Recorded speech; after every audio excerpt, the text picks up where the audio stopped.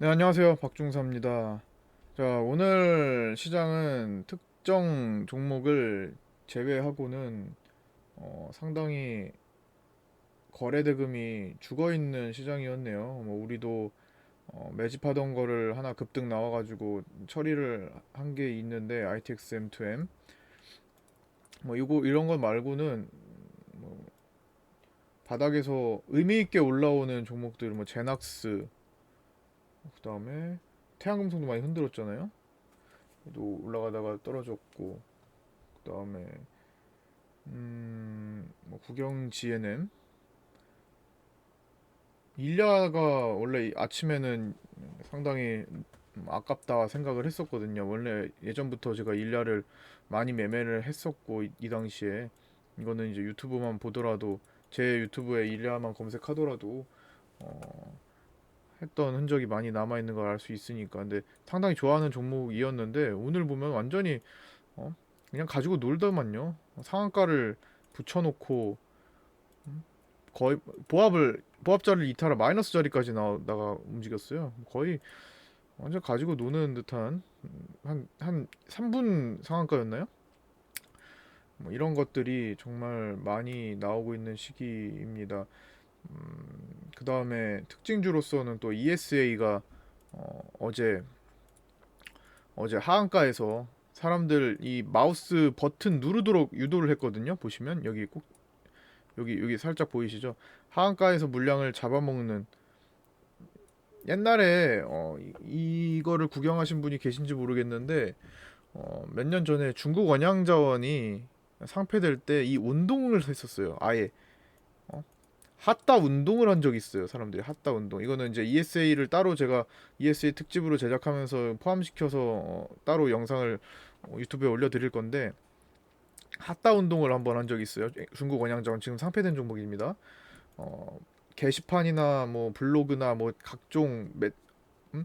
각종 주식과 관련된 뭐 포털에 막 홍보해가지고 시간도 약속해가지고 우리 뭐 개인 투자자의 힘을 보여줍시다. 하한가에서 다 100주라도 사드립시다. 약속의 2시, 약속의 2시다 하면서 그랬던 적이 있었어요. 어, 그 당시에 이거를 주도한 사람들이 하한가를 먹고 나서 또 이렇게 만들어 버렸죠. 이런 작전성 움직임에 쉽게 휘둘리게 되는 경우가 많아요. 근데 그때는 정말 단체로 많이 움직였었거든요. 15% 시절이기 때문에 정말 크게 올라갔다가 내려왔어요. 어, 하한가가 풀리면서. 근데 지금은 순간적으로 그런 기억들이 여러 번 있던 사람들조차도 제 순간에 매수 버튼을 누를 수도 있겠다 싶더라고요. 어제 이제 하한가 잔량이 막 급격히 풀리면서 잡아먹자마자 한 2초 만에 한 2, 3초 만에 다시 한가가 들어갔거든요. 그러니까 순간적으로 핫다를 한다. 원래부터 핫다에서 쭉 올라가는 기억들이 좀 있으니까 예전에 우리도 방송 뭐 전용으로 장중 때 했었지만 그 뭐야 파미셀도 그랬던 적이 있었잖아요. 이거 점심시간 때 이거 기억하시는 분 이것도 유튜브에 파미셀 검색해보시면 박중사 파미셀 검색하면 나오거든요. 한 적은 있어요. 이날이죠, 이날. 요거 하한가에서 이날이죠. 이날 보면은 하한가에서 순간적으로 22%까지 올라서 먹거리가 있단 말이에요. 핫달 했으면 먹거리가 이렇게 생겨요. 꽤 이걸 노리고 하는 이랬던 경험들을 많이 쌓았던 사람들이 어제의 핫달을 시도를 했을 겁니다. 어제 ESA 핫달을 시도했을 거예요. 순간적으로 사자마자 2초 만에 한가 들어갔기 때문에 내가 이거를 다시 나와야지 하고 생각해서 판단하고 마우스 버튼을 옮겨가지고 내 물량을 매도 주문으로 바꾸고 내 물량 올려놓고 매도 클릭하기도 전에 이미 하한가 다쳤습니다. 이미 알고 하는 게임이었으면은 2초 만에 마우스도 할 수 있겠죠. 그러나 이렇게 될지 모르고 핫다를 들어갔기 때문에 이거는 다 당했을 거예요. 하한가로 들어간 사람들 못 나와요. 이거는 나온다고 판단하는 순간 끝나요. 완전히 거의 고의적으로 물량을 마지막 걸 집어 던진 겁니다. 유도해가지고 유도탄을 쏜 거예요, 그냥. 그래서 200만 주 정도가 거래가 됐고요. 그러자마자 그러니까 여기서 산 사람들은 바로 다음날 하한가까지 찍었잖아요, 오늘. 얼마나 공포스러워. 여기서 다 팔리겠지. 오늘도 하한가 찍는구나 하면서 어제 샀던 사람들도 다 팔고 그 전에 여기서 사 있던 사람들도 팔고 모이고 모였겠죠. 파니까 또 반등하고 이런 것들을 자꾸만 반복한단 말이에요. 파니까 반등하니까 아 뭐야 내가 팔았는데 복수한다. 안 되겠어 복수해야지. 또 사요. 또 내려가지. 결국에는 문자주의 결말은 똑같습니다. 얘가 단기적으로 반등이 나올 수도 있겠지만 그 단기적으로 보다가 더 큰 소탐 대시를 할 수가 있는 경우가 많이 생겨요. 최악의 경우는 거래 정지까지. 조심하셔야 된다는 거고 당하지 마시라는 거예요. 굳이 핫다는 정말 좋은 매매 단기 트레이딩 방법입니다. 실제로도 많이 활용할 수 있어요. 단기적으로 당일 대응이 가능하면. 그러나 그렇다고 하더라도 상황을 보면서 내가 이걸 나올 수 있는 종목이냐 아니냐를 보면서 판단을 하셔야 될 겁니다. 일단 기본적으로 그냥 대국민 문자주의 하한가는 그냥 피하시는 게 좋아요. 일단 그거 하나 안 먹는다고 내가 앞으로 뭐 못 먹고 사는 거 아니잖아요. 차라리 안 먹는 게 낫다라는 마음으로 이거 욕하는 거 봐요. 아주 난리가 났어. 시간에서 욕하는 거 봐요. 욕할 만하지. 어제 핫다 했는데 바로 뭐 30% 털렸는데 단기에 30%가 나오고 뭐 핫다뿐만이 아니라 어제 뭐 상한가 간 다음에 4,000원 이하 매수로 2,000원, 2,800원에 이렇게 사라는 문자 받고 막 산 사람들은 아니면 여기서 막 5,000원대 산 사람들은 단기적으로 시장 편안하게 시장 움직임이 크게 없는 상황에서 혼자만 이렇게 떨어지고 있는데 욕할 만하죠. 이런 상황을 겪지 마시라는 거예요. 굳이 왜 겪어? 대국민 문자주는 그냥 피하고 그냥 이런 게 요새 트렌드고 올해 특히 많았어요. 올해 작년보다 더 올해가 훨씬 많았고 재작년보다 작년이 많았고 이랬어요. 이 방법이 왜 많아지냐? 이게 누군가는 성과를 보고 있구나, 누군가는 재미를 보고 있구나, 누군가 돈을 벌고 있구나 생각하시면 돼요. 점점 더 많아질 거고 잠시 올해를 마감 짓고 얘를 이 종목으로 좀 마감 짓는 것 같아요. 올해 이 대국민 문자주 작전은 올해 이 종목으로 마감하는 것 같습니다. 또 다른 거 별로 없죠. 계속 많이 나왔었는데 내년도에도 또 많이 나올 거예요. 왜? 당하는 사람이 많았고 이걸로 재미를 봤기 때문에 계속 나옵니다. 계속 나와도 계속 당하는 사람은 계속 당해요. 이거는 요거 특집으로 조금 더 디테일하게 어떤 루트로 작전을 하는지 대체 왜 이런 건지 어떤 방식으로 하는 건지 조금 더 설명을 드리려고 하고요. 뭐 이전에도 사실 GV를 중심으로 GV 영상을 제가 공유를 해드렸잖아요. 유튜브에 GV 치고 보셔도 나옵니다. 그것도 참고를 해보세요. 거기서 조금 더 살 붙여가지고 다시 한번 찍을 예정입니다. 하여튼 이런 특징주가 있었습니다 오늘. 나머지는 뭐 그냥 오늘 갑자기 치고 달리는 거 뭐 갑자기 골판지 테마인가 해서 영풍 제지주들 대림제지나 이런 것들이 올라갔었고, 그다음에 정치주들이 하나둘씩 올라가는 거. 안철수 뉴스도 어제 나오고 오늘도 연속적이고, 뭐 그다음에 뭐 이낙연 뭐 대권 도전, 대권에 대한 뭐 준비 뉴스 나오고, 그다음에 진영 쪽도 국영재는 올라갔으니 그다음에 정세균도 아직 살아 있고요. 움직임이. 오늘 홍준표도 대권에 대한 얘기 나오면서 새우 글로벌이 잠깐 움직였던 시간이 있었죠.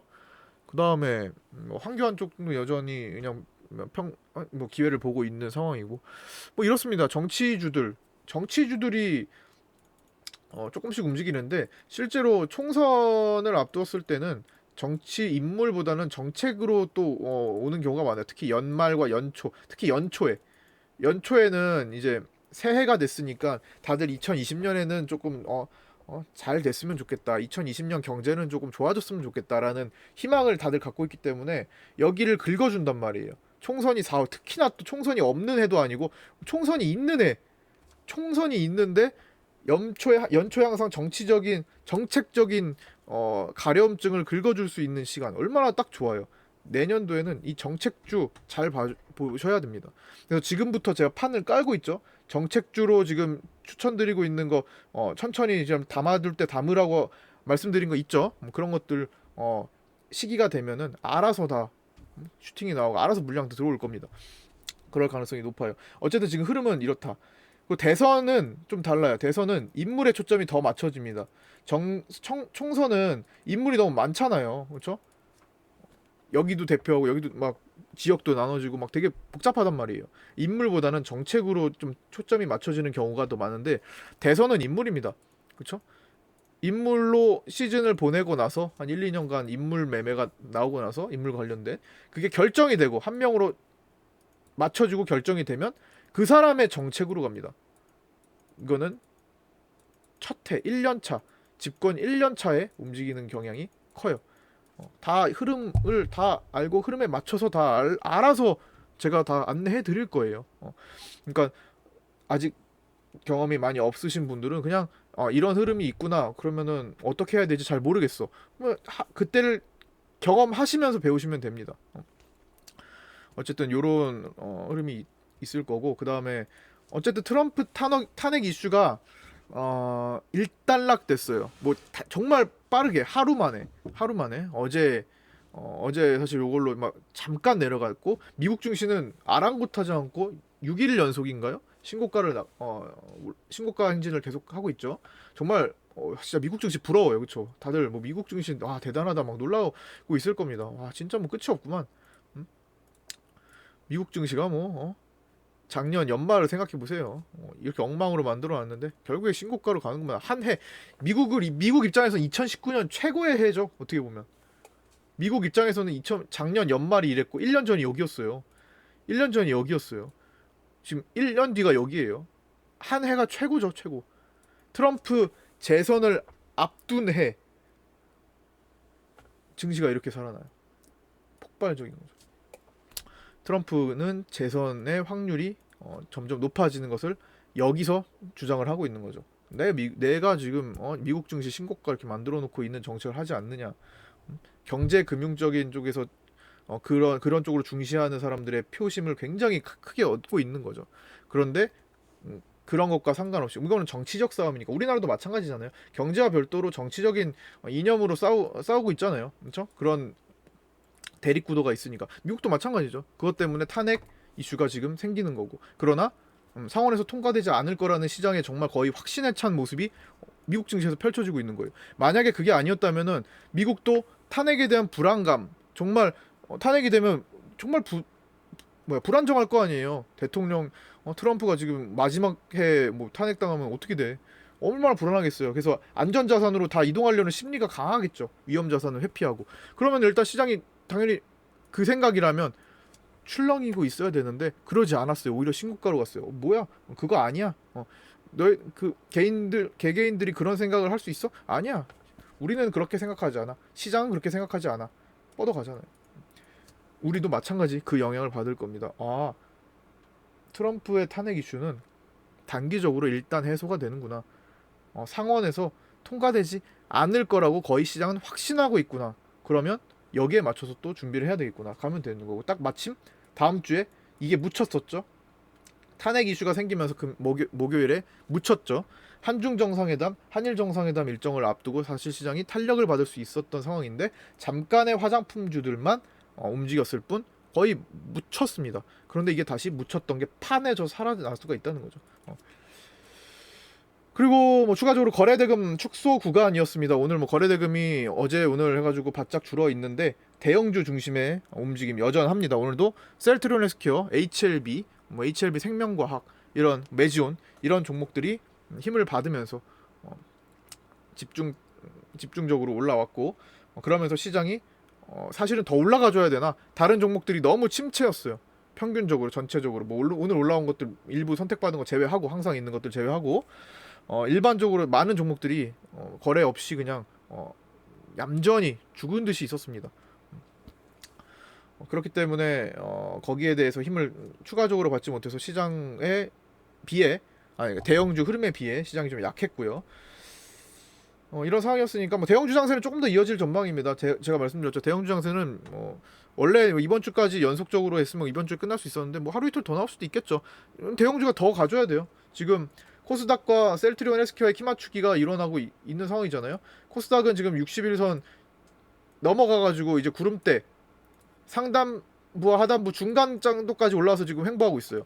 기다려주는 것 같죠, 마치.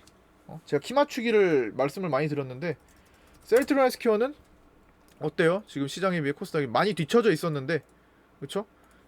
많이 뒤쳐져 있었는데 시장이 쉬는 동안 지금 올라가고 있죠. 키 맞추기가 되고 있어요. 딱 지금 중간까지 올라왔네요.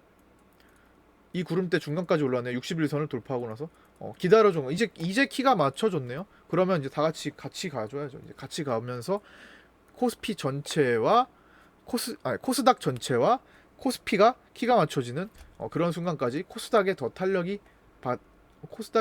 생길 수가 있습니다. 지금은 코스피가 연속적으로 개인 매도가 계속 나오는 시기예요. 12월은 개인 매도의 시기입니다. 세금을 피하고자 하는 대주주들의 매도와 연말을 그냥 마무리 짓고자 하는 개인들의 심리, 특히나 올해 힘들었던 올해 연말을 현금화해서 넘어가고 싶다라는 그런 심리들이 같이 작용하고 조금 올려주니까 그런 심리들이 더 강화되면서 개인들이 연속적으로 팝니다. 오늘은 코스닥까지도 팔았네요. 800억.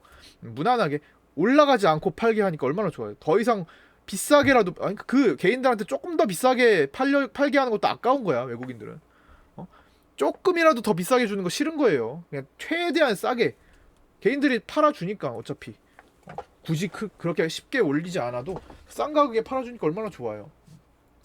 뭐하러 개인들한테 비싸게 돈을 낭비해. 왜 더 챙겨줘요? 안 챙겨줘요. 시장은 일단 그렇게 자비로운 공간이 아니라고 생각하시면 됩니다. 나한테 자비를 베풀어 준다 그런 거 없습니다. 전쟁터예요. 그러니까 정말 외국인과 기관에, 특히 외국인의 등에 업혀서 갈 줄 알아야 돼요. 뒷공문이 잡고 쫓아가야 됩니다. 개인들의 입장에 서지 말고 자꾸만 외국인들의 입장과 또 개별 세력주를 한다면 그 돈을 가지고 뭔가 이걸 해보려고 하는 사람들의 입장이 돼서 입장을 바꿔서 자꾸만 생각을 해보세요. 내가 이 사람이라면, 내가 외국인이라면, 이런 생각을 자꾸만 하다 보면 조금 이제 폭넓게 보이는 힘이 생길 겁니다. 특히나 요즘 같은 경우는 뭐 아까 전에 일야 같은 것도 뭐 상한가에서 마이너스까지 오는 정도인데, 만약에 이거를 옛날같이 생각을 하면은 와 이거 못 견뎌요. 아니 뭐 견디는 게 중요한 게 아니라, 만약에 상한가인데 이걸 장중에 안 보고 내가 오케이 상한가야, 다른 일을 보고 있어. 일단 직장인 기준이에요. 일을 보고 있어. 갑자기 일 다 보고 오니까 마이너스를 보이고 있어. 뭐야 이거. 이렇게 된다는 거니까 얘를 이해할 줄 알아야 돼. 왜 이런 현상이 나타나나. 이런 모습들 옛날과 많이 다르구나. 과거에는 그냥 상 닫고 다음날 또 갭을 노리는 게 많았는데, 그러면 뭐야, 상한가 가면 팔아야 되나? 또 거기에 대한 생각도 또 해봐야 되죠. 그러면 내가 파는 종목은 또 상한가 찍고 또 연상으로 날아갈 수가 있어요. 대체 어느 장단에 맞춰야 되나? 단순한 모습으로 이해를 하시면 안 된다는 겁니다. 그때 체결되는 모든 메커니즘을 보고 판단하셔야 돼요. 얘가 왜 올라가는지, 어떤 방식으로 올라가는지, 얼마나 돈이 쓰여졌는지, 얘의 생각은 뭔지, 이걸 하려는 사람의 생각은 뭔지, 어떤 내용들에 의해서 지금 올라가는 건지 전체적으로 파악을 하면서 판단을 해야지. 어차피 판단의 싸움이잖아요. 그게 정답을 찾아가는 게 아니에요. 내가 이거는 안 떨어질 거라고 생각했는데 떨어지면 정답은 아니잖아요. 정답을 찾아가는 게 아닙니다. 제가 드리는 말씀 모든 건 다 정답이 아니에요. 제 의견일 뿐입니다. 합리적으로 생각하고 이게 맞다고 생각하면 여기대로 가는 거지, 시장에 정답이 어디 있어요. 정답은 그걸 직접적으로 매수를 해서 이 종목을 움직이는 사람, 기관들이 어떤 종목을 힘을 싣는다면 매수 버튼을 누군가 눌렀을 거 아니에요? 그 사람들만 아는 거예요. 하나하나 물어보지 않는 이상 몰라요. 정답은 없습니다. 하지만 현상들을 보고 합리적으로 생각을 하셔야겠죠. 다 그렇게 찾아가는 거고. 근데 지금은 그 합리적인 생각이 정말 쉽게 생각하면은 도저히 답을 도출해내기가 어려운 상황이니까 정답을 찾아가는 과정이 아니라 공부로 따지면은 논술을 한다는 생각을 하시면 됩니다. 객관식의 문제를 푸는 게 아니라 논술 문제를 풀어간다는 생각으로 앞으로 시장을 보시면 되겠고요. 오늘은 여기까지 마칠까요? 더 제가 생각한 내용 요거 말고는 뭐 장중 요약을 요 정도로 마치도록 하겠습니다. 이제 뭐 송년회가 많은 시즌인데 주말 잘 즐겁게 보내시고요. 월요일에 뵙도록 하겠습니다.